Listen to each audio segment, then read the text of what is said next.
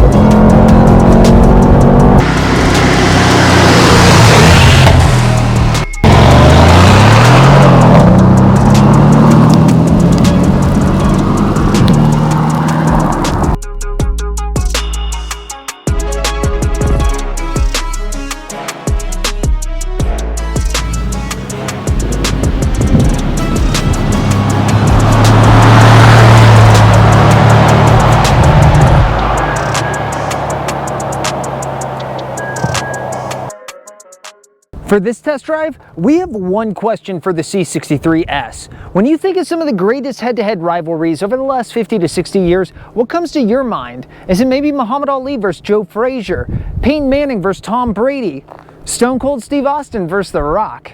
Well, let me throw one more in the mix for your consideration. How about Mercedes AMG versus BMW M?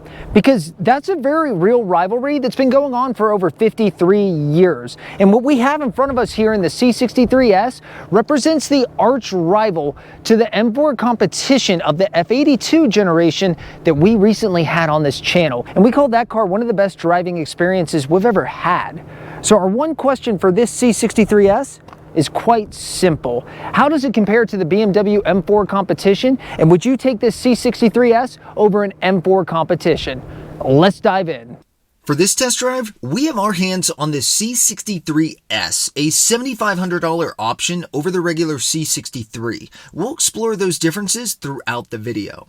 Whether you choose the C63 or the C63s, they both come with the same BiTurbo V8 sitting right here underneath this hood. There is some difference in power though. For the regular C63, you have 469 horsepower and 479 pound-feet of torque. But if you do opt for the S edition, which basically has a spicier tune on the same engine, this S comes with 503 horsepower and 516 pound-feet of torque. A nice gain on both sides of the equation. That BiTurbo V8's good to get this convertible 0 to 60 in 3.9 seconds. The quarter mile passes by at 12.2 at 119 miles an hour. For normal C63s in standard equipment, top speed's 155, but for all S's, the top speed goes up to 180 miles an hour. When we popped the hood a moment ago, you might have noticed that signature that sits squarely on the center of the engine block. Well, every AMG is hand assembled by a single technician in Offenbach, Germany. That signature you see, it's literally the technician putting their name behind their work. So this C63s probably has the most advanced traction control that we've had on any of the vehicles on our test drive. Why? Well, it's not just an on or off setting, which isn't a surprise, but there are actually 9 adjustable levels to the traction control within this vehicle. If you press the traction control button for about 4 seconds right here, what will pop up is a graphic right on the middle of the dash that shows you kind of different levels from 1 to 9. And what you can do is actually use the dial on the steering wheel to dial in exactly how much intervention you want from traction control before the vehicle will intervene. If you put it down to a lower number, it's going to have the most intervention, whereas if you put it towards 9, higher up on that number scale, it's going to basically allow you to do whatever you want before intervening. And that traction control isn't just for show, it is meaningfully different. It will let you have some fun and spin the wheels out before intervening, but it won't let you get out of control.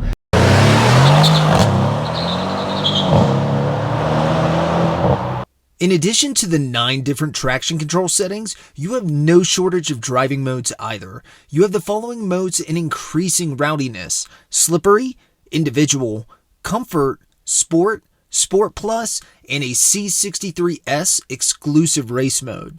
Those modes control engine and transmission responsiveness, rear differential intervention, adaptive damper stiffness, and finally, the ferocity of the active exhaust. Word of note, many of these can be controlled on the fly using either the center console buttons you see here or a changeable quick setting on the steering wheel. And of course, the individual mode allows you to build in your perfect settings. So every C63 comes with the same suspension, and it utilizes electronic coils with 3-mode adaptive dampers. You have Comfort, Sport, and Sport Plus. Comfort being the softest, Sport Plus being the most stiff. But I've got to tell you, it's a fairly stiff ride no matter what setting you have it in, but I am pretty impressed by the adaptive damper's ability to actually soak up imperfections in the road. But make no mistake, this is no Cadillac experience. This is an AMG tuned suspension, and it's going to be stiff but provide a lot of support and confidence going through turns. Now at 4,275 pounds, this C63S is a secret fatty, but I've got to give my hat off to the actual handling this car delivers when you're actually pushing it through hairpin corners and turns. Now I mentioned that the suspension's rather stiff. The upside to that is that it does really provide a lot of confidence and support when you are pushing this car. Part of the credit goes to that 3-mode dampening system for the suspension. More of that credit goes to the 9-mode traction control, but a lot of credit goes to the tires and size on the front and rear of this car. Up front, you have 19s with 265s, and in the rear, in a staggered setup, you have 295s sitting on 20-inch rims. The tires, Michelin Pilot Sport S's, and are sticking out so far from the quarter panel that you can actually see the tires spinning when you look in the side mirror while you're driving. They are thick, they stick out, and they deliver a hell of a lot of grip for this big car. Every C63 utilizes a 9-speed AMG wet clutch transmission. It's not a dual clutch, but it does snap off shifts just like one. AMG's 9-speed throws out the torque converter for a wet clutch, so you get those rapid shifts, but without those low-speed parking lot jitters that a lot of dual clutches are known for. The transmission preloads the next gear and will keep the turbos boosted, so every upshift feels super crisp. It's truly a beautiful transmission, which is rare for me to say about anything that doesn't come in manual.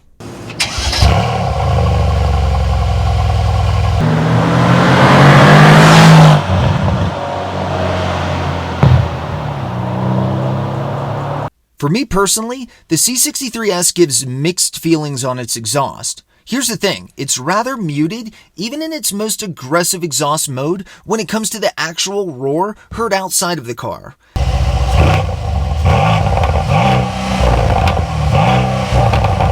Especially considering it followed the beautiful W204's exhaust notes.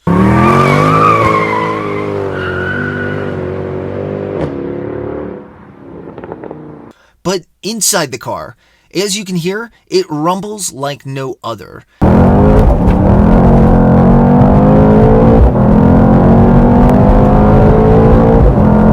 And that's not some Houdini act with fake noise. It's really more a combination of the turbos muffling the compact V8, and as much as I do love the 9-speed, it doesn't give you much time to rev that engine out. But you still get full acoustics inside, and really, I think that might even count more. It's built with exhaust acoustics for keeping the driver's attention, not attracting others. What are your thoughts on the exhaust? As far as brakes go, they are phenomenal on this AMG. Featuring standard 2-piece steel composite AMG rotors, cross-drilled and ventilated 15.4 inches up front and 14.2 inches in the rear, it's more than enough stopping power. But there is a carbon ceramic option, which is pricey and puts on even more massive 15.8 inch rotors up front and very appropriately fitted with gold calipers, making them easy to identify if you see them on a C63S. Now, the C63S that we have with us today is part of the W205 generation of C-class, and essentially that ran from 2015 to 2023 with some oddities and caveats. To start with, it was only the sedan that debuted in 2015, and that was the only available C63 option until 2017, when both the Coupe and the convertible debuted.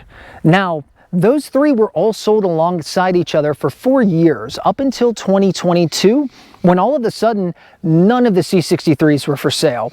AMG was having a problem sourcing parts as well as quality control issues with the parts they were receiving, so instead of trying to put together a car half-ass, they just didn't produce any C63s for the 2022 model year. Now, the C63 did come back in model year 2023, but not fully. The sedan was killed off, and it was only the coupe and convertible that returned for one final victory lap in 2023 before moving on from this generation to the next, which was powered by a very different 4-cylinder powertrain for every C63 afterwards. While the exterior color is called obsidian black, when you come in the cabin, you're greeted by this, what they call red pepper Napa leather, and it is a very good looking, well crafted inside. There are a few different interior trim options. You can see here we got the carbon fiber, which I'm not in love with, but I do think comes pretty clean. At least it's only applied here on the center console and a little bit on the steering wheel. While we're talking about the steering wheel though, you have more controls on the steering wheel than a space shuttle here. This is where you control not just, of course, all of your comfort features within the car, but also you have a dial to tune your different driving modes. Sitting right on top of the handsome console is a 10.3-inch infotainment LED screen. Now, you would think that it's touchscreen and it kind of looks touchscreen, but when you go to it, it's not. Despite this car being on the other side of the 2020s from a technology perspective, it's not a touchscreen. So you have two different options. You can either use this dial right here in the middle to scroll through and control that infotainment center, or much like a mouse pad, you can actually use this right here to give controls to the infotainment screen. Now, the reality is, this is not a long reach for anybody in this small of a car. It would have been nice to free up this space where the mouse pad is, because it's kind of bulky, and instead just make it touchscreen, which is what the later generations did. But for now, nope, only two controls. You have the dial here or the mouse pad.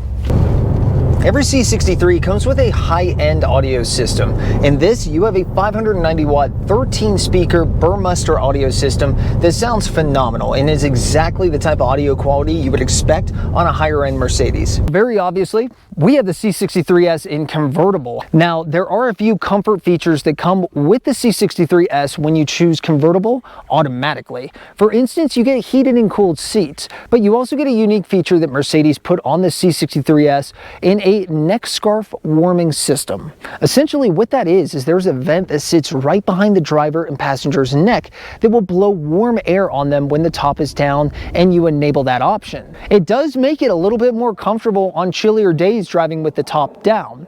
You know, I'll give credit to the seats in the C63s. They don't just look good in this red pepper Napa leather layout, they feel good too, especially on long road trips. You have the convenience of the heated, ventilated, and of course that Neckscarf warming system in every one of these C63 Cabriolets. If there was one knock that I would have on these seats, it's that this is a very heavy vehicle, but you can really push it through turns. However, one of the consequences of pushing such a heavy vehicle through turns is that it whips around its passengers. And these seats could actually use a little bit more bolstering. I've found myself thrown around the car going through a few turns, really pushing this vehicle. So despite how comfortable they are, the trade-off is they're not as bolstering as you would think. Let's talk exterior styling for a moment, because I think there's no real debate that this C63 looks really good.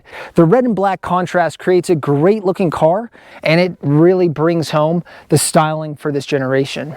Now, would I take the C63s in coupe, convertible, or sedan? For me, it's a really obvious answer. I would easily take this in coupe form with the sunroof rather than convertible or sedan form. There is nothing wrong with this convertible. However, it does have a little bit of soccer mom-ish styling that I think just doesn't really show up quite as much on the coupe and maybe even sedan. What are your thoughts? What would you take? Coupe, convertible, or sedan? Despite my preference, I'd be remiss if I didn't highlight the actual quality of the soft top. It's relatively quiet, extraordinarily quick, and you can literally put it up or down while cruising at 35 miles an hour, which is on the faster side of things for a convertible. So what are some of the things you should consider when choosing between a C63 or the C63s? Well, for starters, it was around a $7,500 difference in price when these cars debuted, but I would argue you got a lot for that $7,500. Power, due to a spicier tune on the very same engine, goes up 34 horsepower and 37 pound-feet of torque. Additionally, you get a race mode that's available only on the S, and essentially that lets this car really hang at the edge of its full potential. It won't even shift above 7th gear because it wants you to have all that power ready and available. And AMG says only use that on the track, but do with that advice what you will. There also are some soft touches, like all C63Ss come with standard Nappa leather. But probably the most fascinating part of that package comes down to the actual hardware that comes on the S. For instance, you get much larger 15.4-inch front rotors versus the 14.2 that comes stock on the C63. And last, what's probably the most interesting is what they call dynamic engine mounts right here holding the engine. Essentially what it is exactly how it sounds. The mounts that hold the engine within this engine bay actually will stiffen or soften depending on driving conditions. When you're pushing this car hard at a turn or accelerating, those dynamic mounts are going to stiffen and increase the rigidity of this car and thus the handling. But when you're cruising at highway speeds, it will actually loosen those dynamic mounts up to provide a smoother, more comfortable ride with less rattle as you're going down the highway. So it's a very interesting technology that only comes available on the S. I think when you sum it up between the power, the mechanical, and the software differences, it's an easy choice to choose the C63S if you can get your hands on one versus the regular C63. So if you're talking competitors for the C63S, we've already named one of them, the BMW M4 competition. However, I would also throw in the mix Audi's RS5, the third German brother, and all three of those brands have competed really hard within this segment. Matter of fact, if you look at this generation of M4 and the RS5, they have 444 horsepower both. These cars benchmark themselves against each other. And as far as the C63 goes for this era, it had more horsepower, more torque, and a higher top speed than either the RS5 or the M4 competition. This was the most powerful vehicle. And furthermore, while the RS5 and the M3 at one point had V8s, by the time this C63 came around, the Mercedes was the only one that had a V8 remaining in that 3-horse race. So by far, this does weigh the most, but has the biggest V8, the highest top speed, and the greatest amount of horsepower and torque. So what are some of the positives behind this C63S? First positive? Well, it's the technology that this car has that makes your driving experience better. When I think about a lot of driver intervention systems or assist systems or drive modes, I think of them as kind of there to nanny you. Sometimes they cut off the fun right when you're about to have it. Plenty of people have pulled into traffic, left traction control on, only for it to bite, your head go forward, and you worry about what's coming up behind you. Not with this C63S. The fact that you have 6 different driving modes and 9 different levels of traction control really allows you to dial in exactly the experience you want to have. And it's going to let you spin the wheels. It's going to give wheel slip. It's just going to have those very last guardrails up to save you should you really start to lose it. No. The C63S is a technological marvel, and I'm really happy to say that all that technology does nothing but enhance the driving experience and deepen that connection you have with this car. Another positive, and something that caught me by surprise, is just how unbelievable this C63S is with its handling.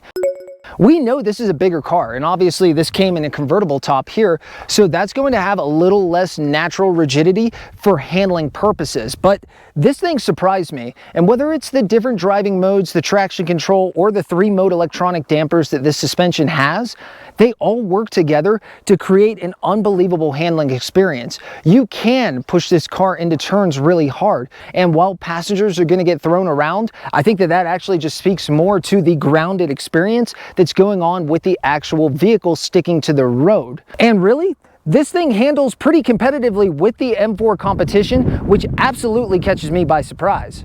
Another positive, well, in my opinion, this was the last great C63 to exist and be produced by AMG.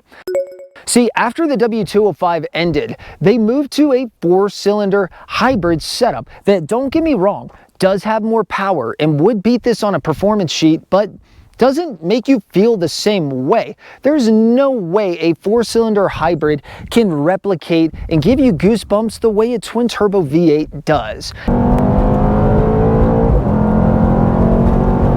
And I'm not the only person that thinks that. AMG's CEO admitted as much when they said they screwed up by moving to that hybrid 4-cylinder setup. They lost customers that have been built up with their loyalty over the C32, the C55, the C63s. They lost a lot of those customers by moving to that hybrid 4-cylinder setup. I'm certainly not a fan of it. What are your thoughts? Would you pick that 4-cylinder setup with the hybrid motor because it does have more power? Or do you love the soul and feel that comes from this twin-turbo V8 that's definitely not skimping on power either? On the other side, what are some of the negatives behind the C63s? First negative. Just how upshift happy in all driving modes the 9-speed transmission that Mercedes put in this is. Don't get me wrong, it's a great transmission, lightning fast, but it just has such a tendency to want to force you to upshift. Even if you're on the car in sport mode or race mode, giving it 80% power, that transmission's going to want to upshift at 3,000 RPM to the next gear. Now, don't get me wrong, there's plenty of torque and power available at that next gear. That's not what I'm looking for. I want to rev this V8 out to 7,000 RPM. I want to hear that symphony of a twin-turbo V8 out the quad exhaust. The best thing you can do is go ahead and do it yourself, and you can lock in paddle shifting here, which is what I've done for the majority of this drive. Another negative? Well, this girl is thick. At 4,275 pounds, obviously we do have the convertible, that's adding weight, but this car is heavy, and you feel all of that weight when you go to push it through a turn. You feel all of that weight when you launch. Don't get me wrong, the technology behind this and some of the hardware compensates for that when it comes to handling, but it doesn't change the fact that you're driving a tank. No, this girl is thick, and while they've done their best to make up for it, I bet you absolutely eat through these tires if you start to push this car day in and day out. Our last negative, the dial that controls the infotainment screen is completely unnecessary.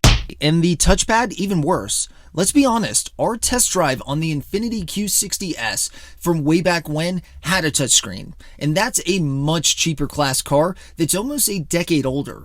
I assure you, the last thing that you need to be doing while driving a 6-figure AMG is scrolling on the touchpad while driving, trying to see if you could swap between navigation and music in the right app.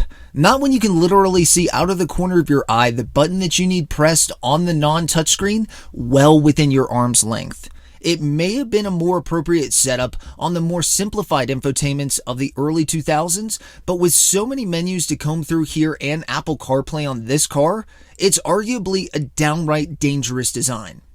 Now to answer the question we started with, how does this C63s measure up against the M4 competition from the F82 generation we recently had our hands on? And most importantly, should you choose this C63s over an M4 competition? My answer? No.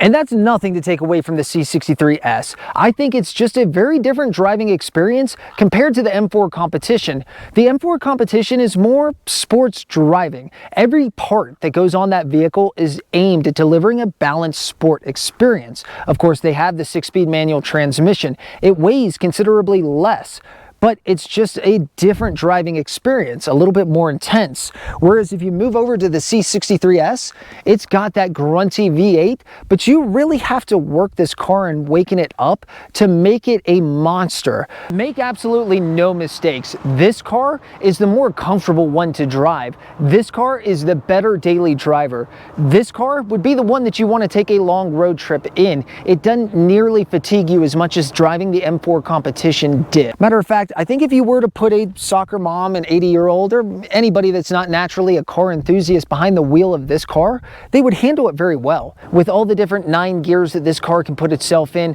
it's a very laid-back sports car experience until you really try and push it.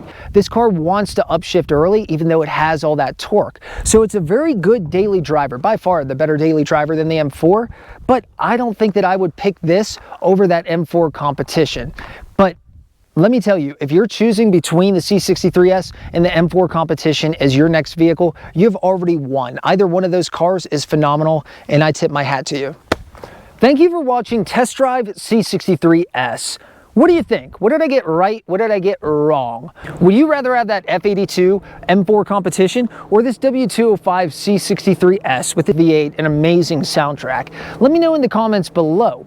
And if you enjoyed this video, it would mean the world to me if you hit like. And if you want to join us for more test drives like the C63s, consider subscribing, because our whole goal on this channel is to get our hands on cars like this, those cars that make you feel. And this C63s with that BiTurbo V8 definitely makes you feel. As always, if you made it to the end of the video, we appreciate the hell out of you. I'm Alex, your host from Third Pedal Performance, and we'll see you on the next test drive.